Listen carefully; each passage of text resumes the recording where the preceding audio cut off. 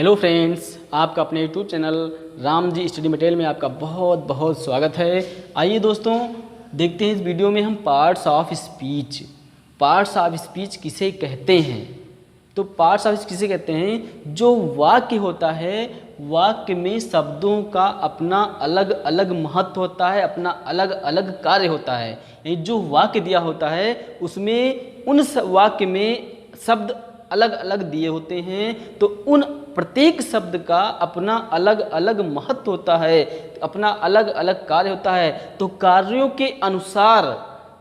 के अनुसार शब्दों को अलग अलग भागों में विभक्त करना ही पार्ट्स ऑफ स्पीच कहलाता है। यानी कार्य के अनुसार शब्दों को अलग अलग भाग में विभक्त करना ही पार्ट्स ऑफ स्पीच कहलाता है। तो ये पार्ट्स ऑफ स्पीच आपके 8 होते हैं। कौन कौन से हैं? पहला हो गया आपका नाउन, दूसरा हो गया प्रोनाउन, तीसरा हो गया एडजेक्टिव, चौथा हो गया वर्ब, पांचवा हो गया एडवर्ब, 6, 7, 8, छठा हो गया प्रीपोजिशन, सातवां हो गया कंजक्शन, आठवां हो गया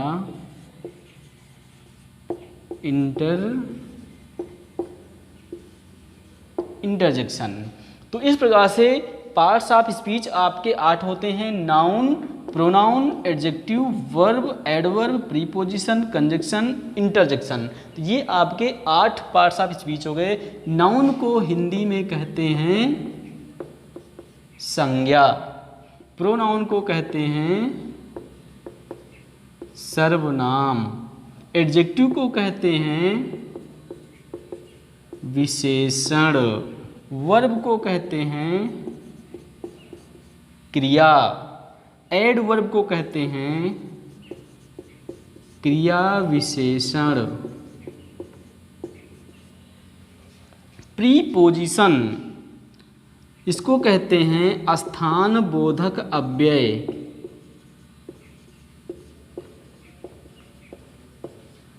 कंजक्शन इसको कहते हैं संयोजक, इंटरजेक्शन ये होता है विस्मयादि बोधक अव्यय, विस्मयादि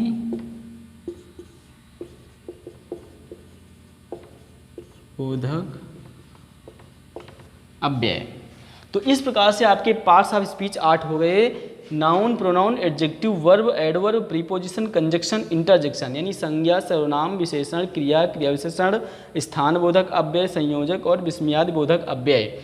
तो ये आपके पार्ट्स ऑफ स्पीच 8 हुए। तो आइए देखते हैं इस वीडियो में हम नाउन को पूरी तरह से, नाउन के पार्ट्स को देखते हैं। नाउन कितने प्रकार के होते हैं और उनको हम कैसे पहचानेंगे कि ये कौन सा नाउन है। ये परीक्षा में ज़रूर पूछते हैं कि कोई शब्द दे दिया और पूछा ये कौन सा नाउन है, तो आपको लिखना होता है। तो आइए इस वीडियो में हम विस्तार से नाउन के बारे में सीखते हैं। तो दोस्तों, अगर हमारा वीडियो पसंद आए तो लाइक शेयर अवश्य करें। साथ ही यदि आप हमारे चैनल पर नए हैं तो सब्सक्राइब करना ना भूलें, ताकि हमारे सभी नए वीडियो आप तक पहुँचते रहें। तो आइए देखते हैं नाउन।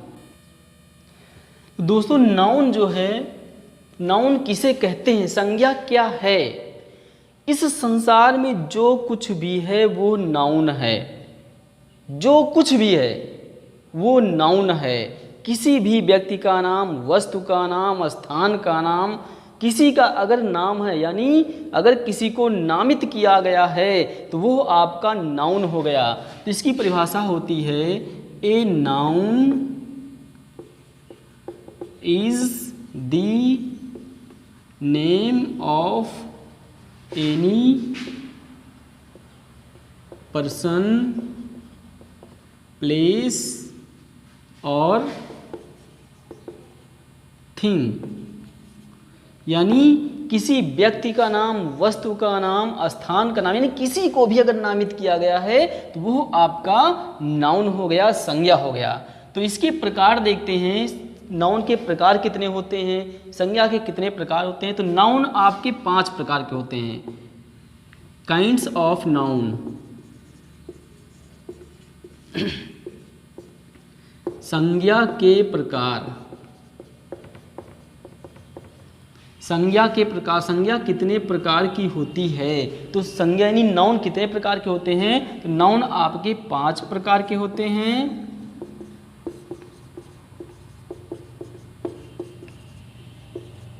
नाउन आपके 5 प्रकार के होते हैं। कौन कौन से? पहला हो गया कॉमन नाउन, जिसको कहते हैं जातिवाचक संज्ञा।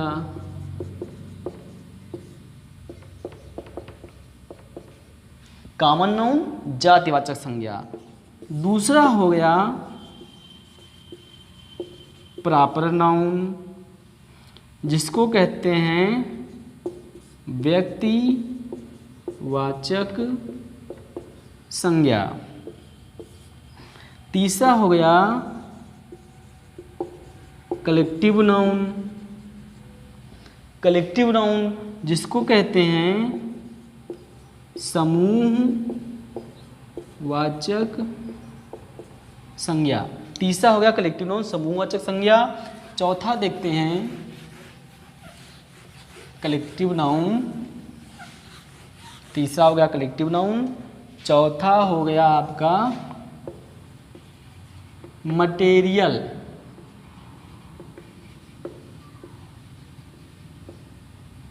Material noun. मटेरियल होता है पदार्थ, पदार्थवाचक। और पांचवा होगा आपका एब्स्ट्रैक्ट नाउन, जिसको कहते हैं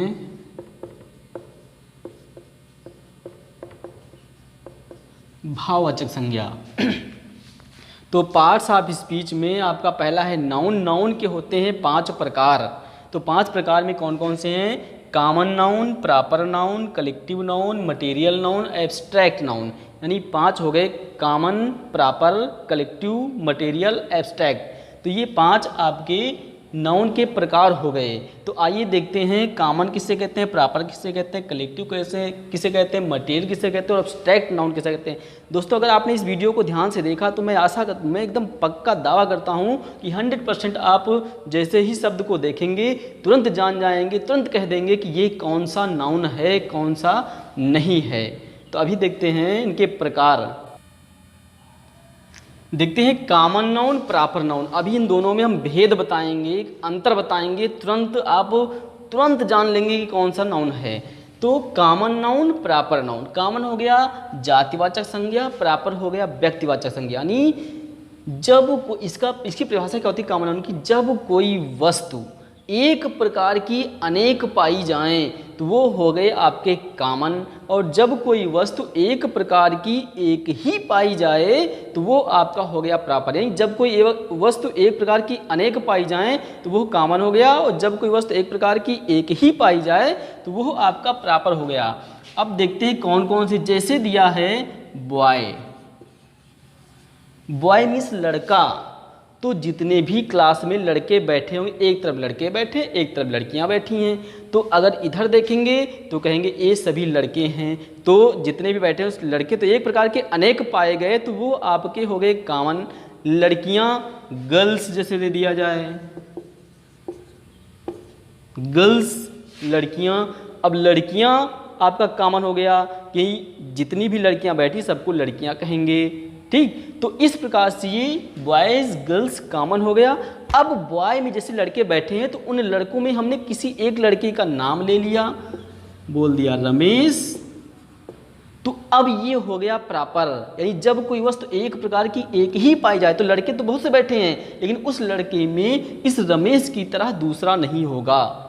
जैसे गर्ल्स लड़की, लड़की में किसी एक लड़की का नाम ले लिए सीता, तो ये आपका हो गया प्रॉपर। यानी बॉय कॉमन है लेकिन रमेश प्रॉपर हो गया, गर्ल्स कॉमन है लेकिन सीता प्रॉपर हो गई। इसी प्रकार जैसे दिया रिवर, नदी, तो नदी, नदी जैसे अब जहाँ देखते हैं पानी बह रहा है, नदी चल रही है तो उसको कहें नदी। अब नदी में हमने किसी एक नदी का नाम ले लिया, गंगा, गंगा रिवर, गंगा नदी, यमुना नदी।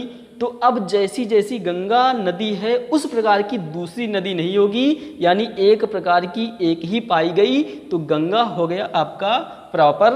और रिवर यानी चाहे गंगा हो, चाहे यमुना हो, चाहे सरस्वती, सभी को कहेंगे रिवर यानी नदी कहेंगे। तो नदी शब्द आपका कॉमन है, लेकिन उसमें हमने किसी नदी का नाम ले लिया तो वो हो गया आपका प्रॉपर। तो इस प्रकार से जैसे दिया है माउंटेन, पर्वत, तो पर्वत आपका कॉमन है। अब पर्वत में हमने किसी एक पर्वत का नाम ले लिया, एवरेस्ट, एवरेस्ट ले लिया, तो एवरेस्ट आपका हो गया प्रॉपर, यानी माउंटेन हिमालय लिख दिया, ठीक, एवरेस्ट लिख दिया, हिमालय लिख दिया,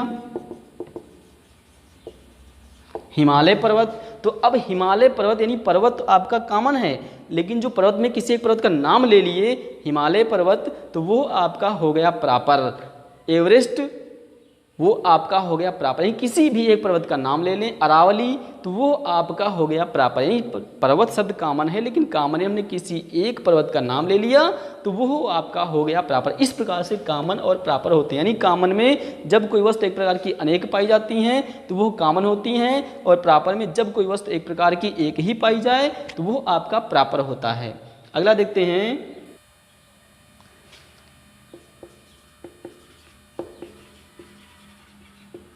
कलेक्टिव नाउन, समूहवाचक संज्ञा, इसको कहते हैं समूह, यानी जहां पर झुंड, भीड़ हो जाए वो आपका कलेक्टिव नाउन हो जाता है। यानी अंग्रेजी में कुछ ऐसे शब्द होते हैं जिनका मतलब होता है समूह या झुंड, तो वो आपके कलेक्टिव नाउन होते हैं। जैसे हो गया क्लास, कक्षा।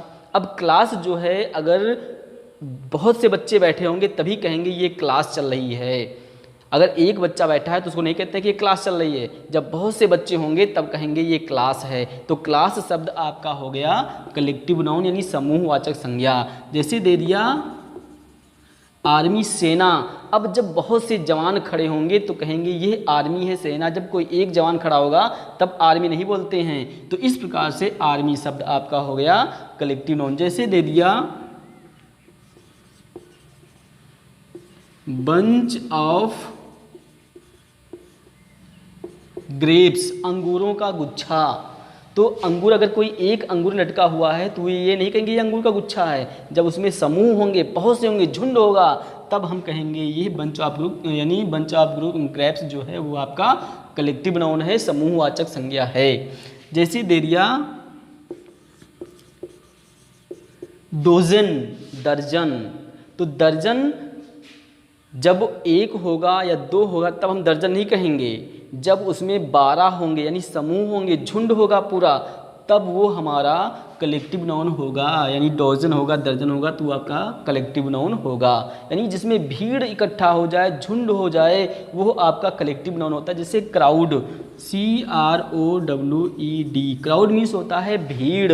तो भीड़ जब एक व्यक्ति खड़ा होगा तो भीड़ नहीं होगी, जब बहुत से लोग इकट्ठा हो जाएंगे तब वहाँ पर भीड़ होगी।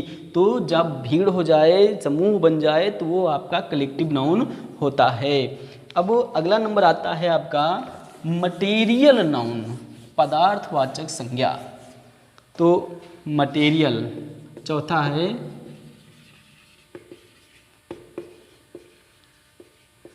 ये आपका हो गया पदार्थवाचक। तो इसकी परिभाषा क्या होती है, जब कोई वस्तु अपने असली रूप में पाई जाती है तथा उससे कोई दूसरी वस्तु बनती है। यानी जब कोई वस्तु या पदार्थ अपने असली रूप में पाया जाता है और उससे कोई दूसरी वस्तु बने तो वो जो वस्तु होती है वो आपकी मटेरियल होती है, पदार्थ होती है। जैसे दे दिया गोल्ड, सोना। तो सोना से बहुत सी वस्तुएं बनती हैं, उंगली में पहनने के लिए, नाक में पहनने के लिए, कान में पहनने के लिए।